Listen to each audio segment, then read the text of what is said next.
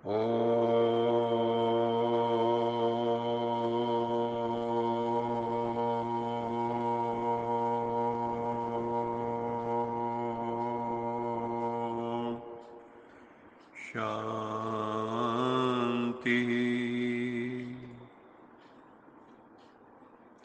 सत्यम शिवम सुंदरम सच्चित आनंद स्वरूप सत श्री अकाल मूरत परम पिता परमात्मा की परम प्रिय संतान, मेरे प्रिय भाइयों तथा बहनों, आज इसकी मुरली का मंथन प्रस्तुत करते हैं। आज बाबा ने कहा कि तुम्हें विकारों के अंश को वंश सहित समाप्त करना है। इसके लिए अपनी चेतना को बाह्यमुखी से अंतर्मुखी बनाना है। अंतर्मुखी आत्मा एक सेकंड में इस शरीर से डिटैच हो जाती, अशरीरी हो जाती। इसके लिए लेकिन बहुत दीर्घ काल का अभ्यास चाहिए, प्रैक्टिस चाहिए, वरना अशरीरी होना बहुत मुश्किल। शरीर में होते हुए भी शरीर से परे चले जाना, पांच तत्वों के जगत से परे चले जाना, इसके लिए दीर्घकालिक अभ्यास की आवश्यकता है। इस दुनिया की सुध बुध, इस शरीर की सुध बुध भूल जाए। इस अभ्यास से ही विकारों का अंश वंश समाप्त हो जाएगा। कर्म करते करते बीच बीच में बाबा ने कहा अंतर्मुखी हो जाओ, भीतर की यात्रा पर निकल जाओ, क्योंकि सारी इंद्रियां बाह्यमुखी हैं, बाह्य जगत में खींचने वाली हैं। बीच बीच में अंतर्मुखी हो जाओ। अवस्था ऐसी हो कि सन्नाटा जैसी स्थिति हो जाए, जैसे डीप साइलेंस, गहरा सन्नाटा, डीप साइलेंस की अनुभूति होनी चाहिए। अशरीरी विदेह अवस्था का अनुभव निरंतर होता रहे। इतनी प्रैक्टिस हो जाए कि हमें निरंतर होश बना रहे, अवेयरनेस बनी रहे कि मैं ये पंच तात्विक देह नहीं, पंच भौतिक देह नहीं, अपितु चैतन्य ज्योति स्वरूप मैं आत्मा हूं। और इस संसार में कैसे रहना है, जैसे कमल कीचड़ में रहता है। देवताओं के नयन कमल, हस्त कमल, चरण कमल की तुलना क्यों की जाती है? क्योंकि वो निर्लेप अवस्था में पहुंच जाते हैं। उनके ऊपर संसार का प्रभाव प्रभावित नहीं करता। हमें भी घर गृहस्थ में रहते हुए सभी कामनाओं, वासनाओं, तृष्णाओं पर जीत पहननी है। इस संसार रूपी कीचड़ में कमल पुष्प की तरह निर्लेप रहना है। और अपने अंदर हमें चेक भी करना चाहिए, बीच बीच में अपनी चेकिंग करो कि हमारी अवस्था जब विषम परिस्थितियां आती हैं, ऑड सिचुएशंस आती हैं, तो उसमें हम परिस्थितियों के प्रभाव से कितना मुक्त रहते हैं और कितना उस प्रभाव में आ जाते हैं और फिर रोना चिल्लाना शुरू कर देते हैं। लेकिन जो सच्चा योगी होता है वो अच्छी परिस्थितियां हों अथवा बुरी हों, सब में सम रहता है। मान अपमान, निंदा स्तुति, लाभ हानि में सम रहता है। तो हमें भी समत्व में जाना है। अल्टीमेटली समत्वम योग उच्यते, समत्व ही योग है, बैलेंस ऑफ माइंड ही योग है। शिव भगवान कहते हैं कि माया तुमको कितना भी हिलाए, परंतु तुम्हें स्थिर रहना है।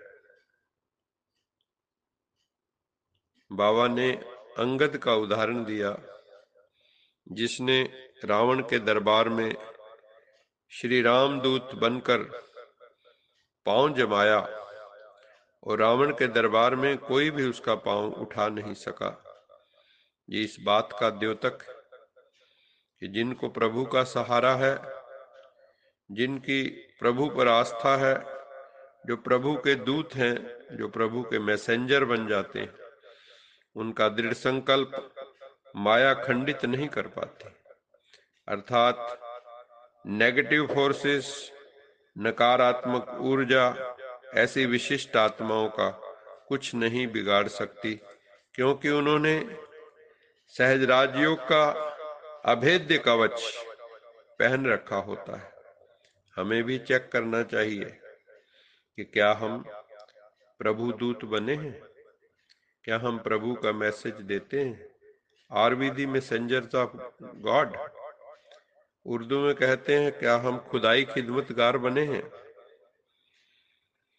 क्या हमारा दृढ़ संकल्प है या साधारण संकल्प है, ऑर्डिनरी संकल्प, ऑर्डिनरी थॉट्स, या फर्म डिटर्मिनेशन, फर्म थॉट्स।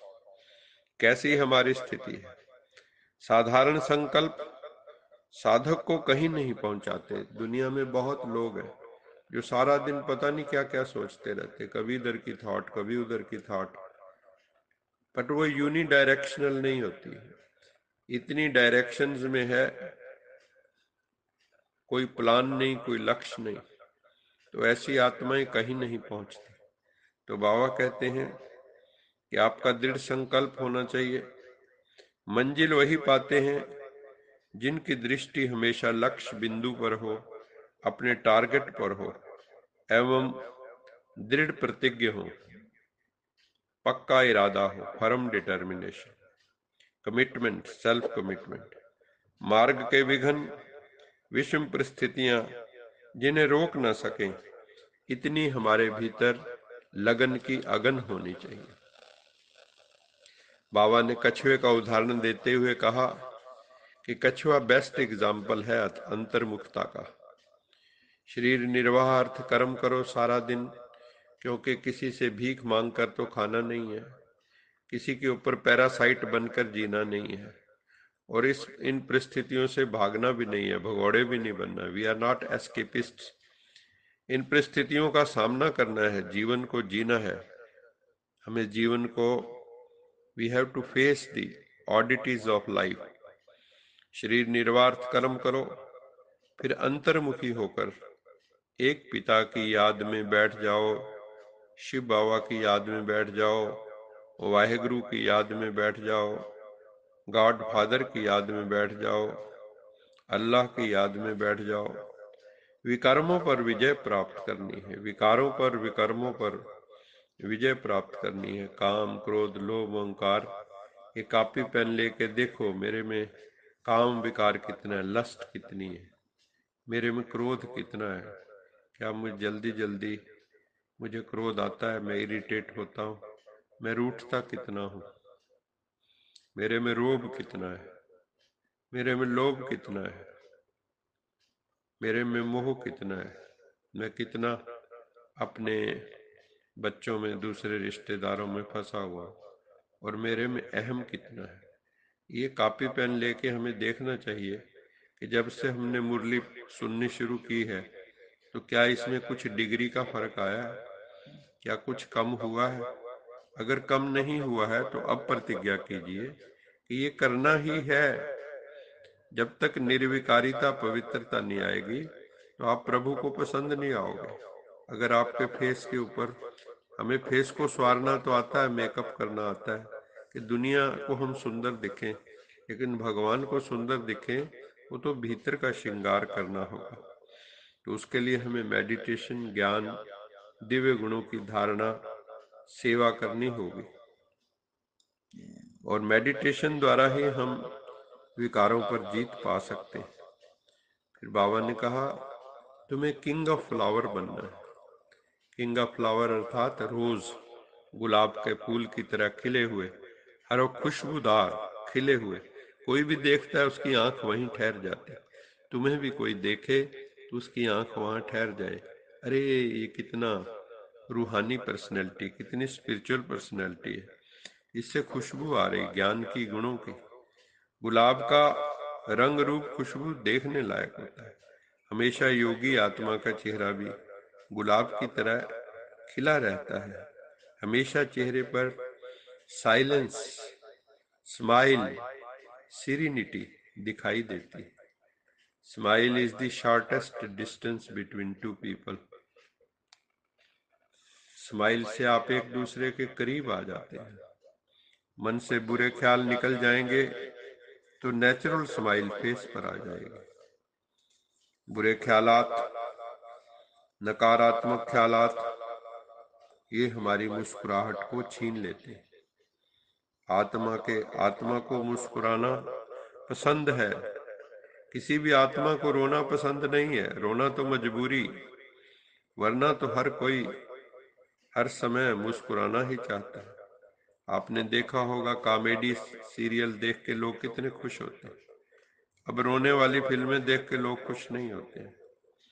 बाबा ने कहा बेवजह मुस्कुराओ, मुस्कुराने की वजह मत ढूंढो, जबरदस्ती भी मुस्कुराओ। जैसे कैमरा के सामने जब फोटो शूट होती है तो कैसे लोग मुस्कुराते हैं, सेल्फी लेते हैं, कैसे मुस्कुराते हैं। मुस्कुराना नेचुरल हो जाना चाहिए हर समय। अभी तो ये कहना पड़ेगा कि जैसे कहते हैं मेडिटेशन की प्रैक्टिस करो, भाई अपना अब स्माइल की भी प्रैक्टिस करो। प्रैक्टिस करते करते वो स्माइल भी नेचुरल स्माइल बन जाएगी। और जो स्माइल रखता है ना चेहरे पर, उसको कभी टेंशन नहीं आती। सबसे पहला जो मुख्य पॉइंट है वो ये है, जिनके चेहरे पे स्माइल है, चाहे ओढ़ी हुई है चाहे नेचुरल है, उनकी टेंशन कम होने लगती है। क्योंकि शरीर से good hormones, healthy hormones, positive hormones nectar की तरह निकलने लगते हैं। हर पल प्रभु पिता शिव की महिमा के गीत गाते रहो।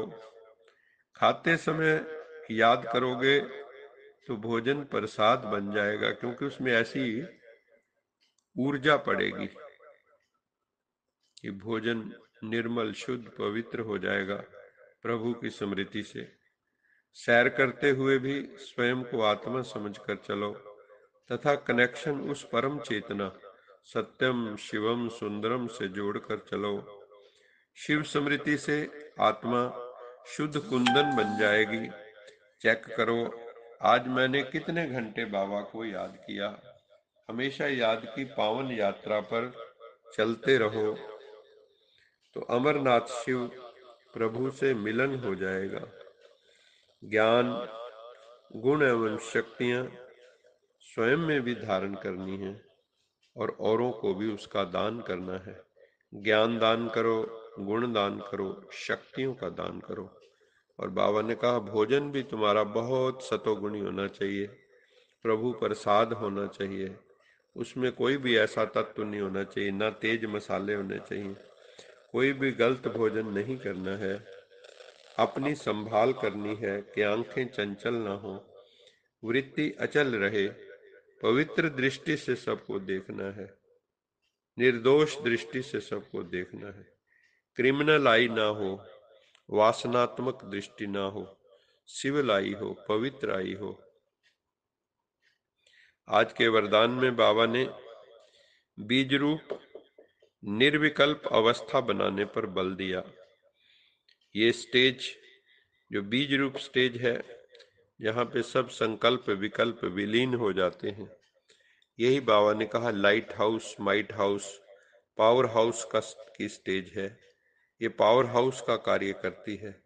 जैसे बीज द्वारा स्वतः ही सारे वृक्ष को पानी मिल जाता है, ऐसे ही बीज रूप स्टेज से और विश्व कल्याणकारी स्टेज से सारे विश्व को स्पिरिचुअल लाइट का जल मिल जाता है।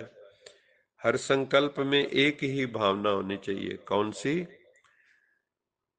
लोका समस्ता सुखिनो भवन्तु,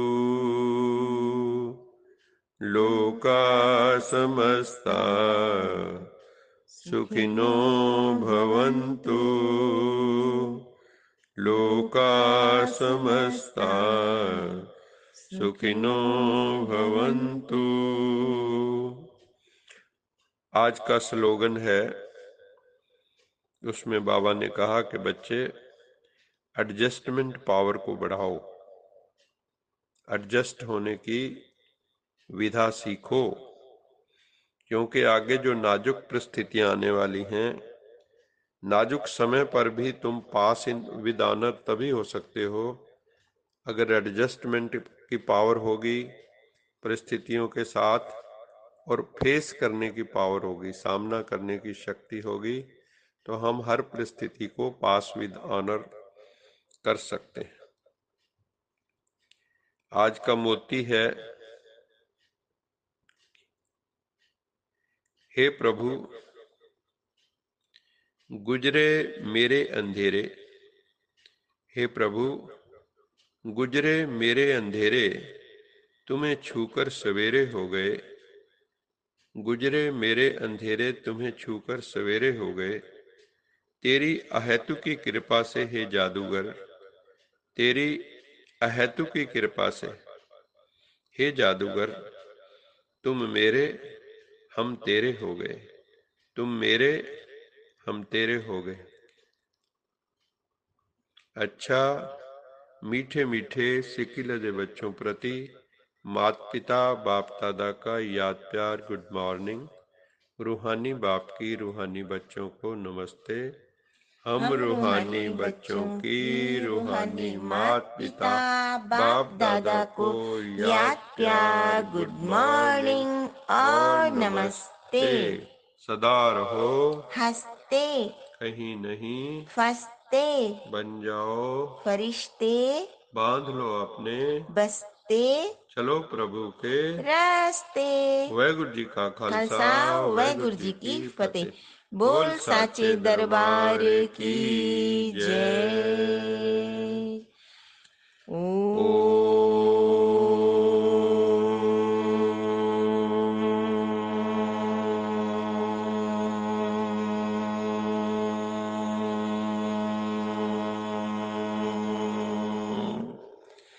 शांति,